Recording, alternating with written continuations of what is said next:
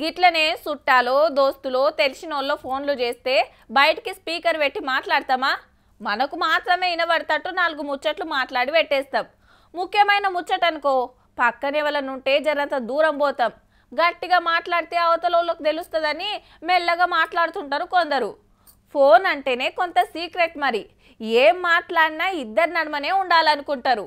అసొంటిది మన మాటలు ఇంకోళ్ళు వింటుంటే ఎట్లుంటది? గట్లయినందుకే గింత పెద్ద case నడుస్తాంది.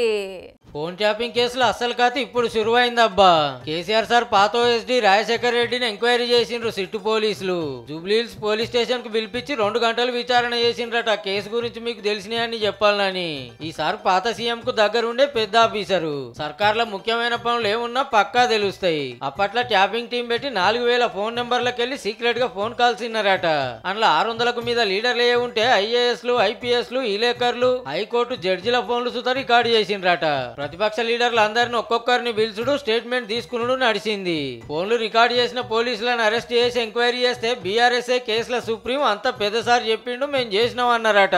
Tapping team పెబ్బ Prabhakar Rao sir ను విచారణ చేసినా అప్పటి సర్కార్ ఆర్డర్ వేసింది, అమలు చేసిర్రు. నాకేం తెలియదు అనబట్టే అంత పెద్దసారు అని చెప్తుండే వరకు పెద్దసారుకు దగ్గర పనిచేసిన పెద్ద ఆఫీసర్ ను విచారణ చేసిండ్రు అన్నట్టు. ఇక ఆ సార్ ఏం చెప్పిండో ఆఖరికి కేసులు ఏం తేలుస్తారో చూడాలి మరి.